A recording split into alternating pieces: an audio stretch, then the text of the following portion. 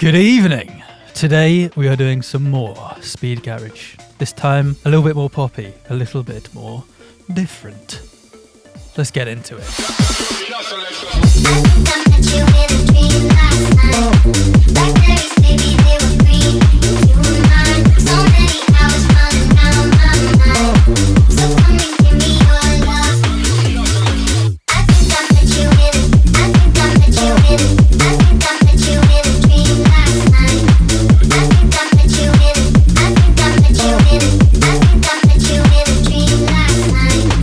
Alright, let's run it from the top. I think I met you in a dream last night. Blackberries, baby, they were green. And you were mine. So many hours running round my mind. So come and give me your love, real love. I think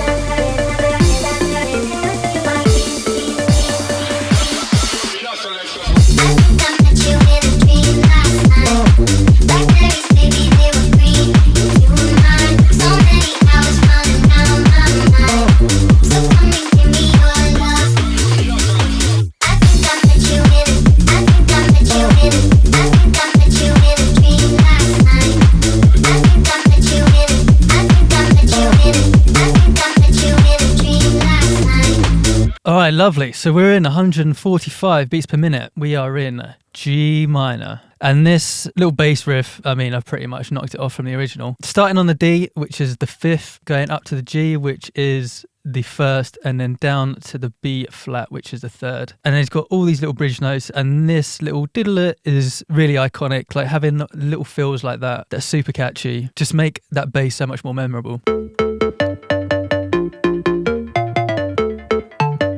Very, very simple patch. There's loads of ways you can do these kind of sounds. I did it with a couple of square waves. You have one at 0 octaves, one up 2 octaves, and up 7 semitones. And one of the most important things is this envelope is being sent to our cutoff here. Once you've got this set up, you can play around with it. So you could take the octave down maybe. Gives it a little bit of a different tone. You could even use different wavetables. That with a little bit of different process and a little bit more distortion would work. And you can even do it with saws to make it sound a little bit more futuristic. So loads of different ways that you can make that sound slightly different. The only imperative is that you have that 7 semitones up, or you can use just an M1, of course.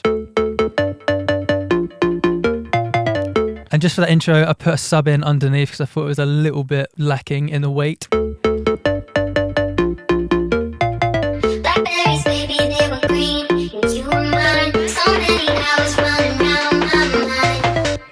And then he uses in the tune this J Shah, the Commandments, little sample that comes right at the start. It's those law samples that sound really cool in these kind of tunes.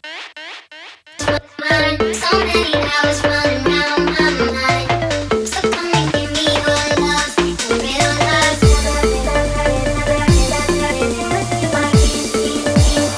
So in this little build, we just pull out a few elements. We've got this top loop that comes out. We bring in these kicks.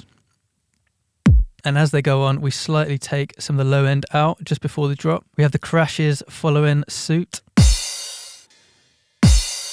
And then we have this little snare riser. And the sample is just using one of the stock 909 Ableton samples.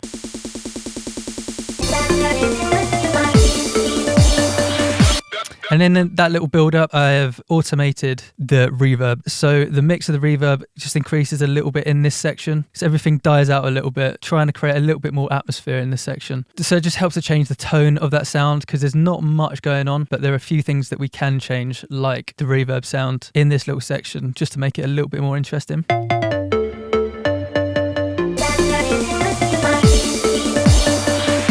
And then we're choosing this M1 high string. Again, just a little bit of atmosphere to fill it out. And then we've got some effects coming in as well.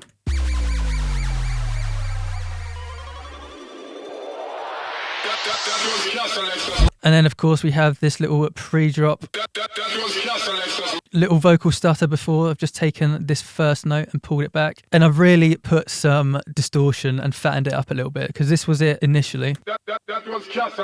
Sounds cool, but it's a little bit flat. So having a little bit of distortion, some limiting and stuff going on just really helps make that pop out.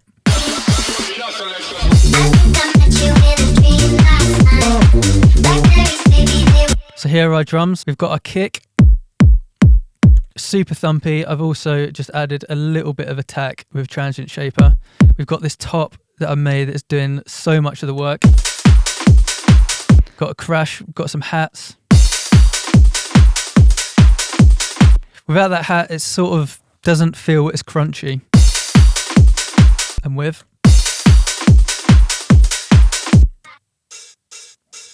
It's a quite unusual sounding hat because it's very live sounding, but it's got that weird sort of crispy rattle to it that I really liked. And it just helps it give it so much more energy.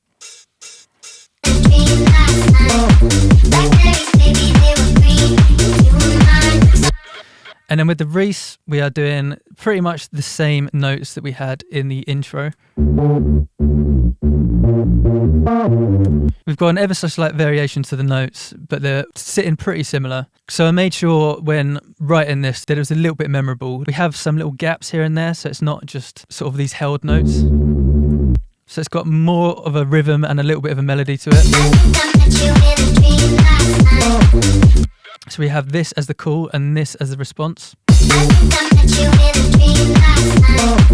So the rhythm of this has these little gaps. So they're two separate rhythms, so it's not sort of so boring throughout. And just to make it a little bit more interesting, we have got a pitch bend going on throughout as well. So at the end of that note, it just drags down. So it just helps to make it feel a little bit more catchy.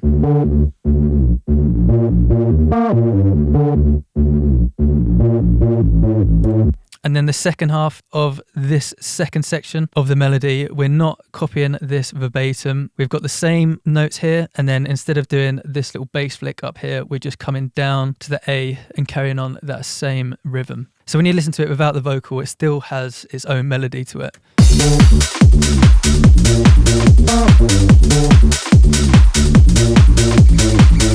So making sure the bass is distinct and almost you could sing along to it is super important, because having that melody strong as well as the vocal melody being strong, both of them in tandem working in harmony, sounds so much better than having a little bit of a straight boring bass, like something like this.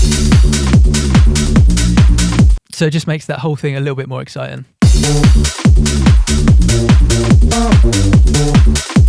And for the sound design of that, there's loads of different ways you could do that. And I spoke about it last week. I've used these anti-stasis. You could use harmonic morphs. You could use sine waves that have got some warping on them. You just fine tune one up about 30, fine tune one down about 30. And that's how you get that classic sound. And you can pretty much use any wavetables for this. Like if we put a couple of harmonic morphs in and then just changed the wavetable position.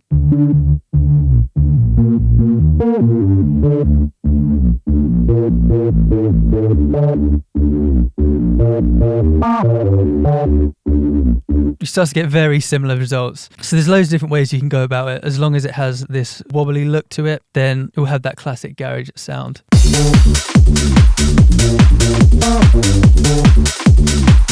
Keep the energy up. I've got this little vocal chop. This first one that I pulled from this vocal sample. Super subtle, not very loud, just helps the energy to keep going.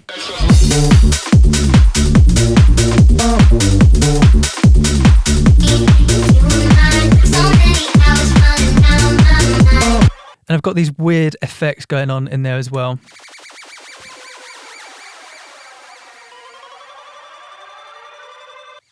Just in the background, just to help fill it out a little bit. I've got an ozone imager on there, just to help widen it, so it kind of gets out of the way of the middle part of the stereo field. And then we've just got this little bass fill. Doing the exact same melody as the first time round, but we've just changed the patch, and this is one I found. It's just a couple of sine waves going through some noise. And I'm hitting it on the limiter, giving it some OTT. Super crunchy, sounds really nice. Just helps that transition, makes the progression of this bass a little less boring.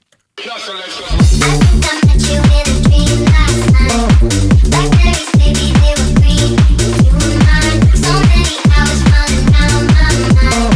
So come and give me your love. I think I met you in it. I think I met you in it. I think I met you in a dream last night. I think I met you in it. I think I met you in it. I think I met you in a dream last night. And there we have it. Very simple, not many layers at all. Just getting that sound design right and getting the bass to match the vocals is always going to be the thing that really makes a difference between an average track and a good one, I think. So spending time to get those hitting right together is always worth it. Thank you very much for watching. I do hope it's helped. And love to your mothers.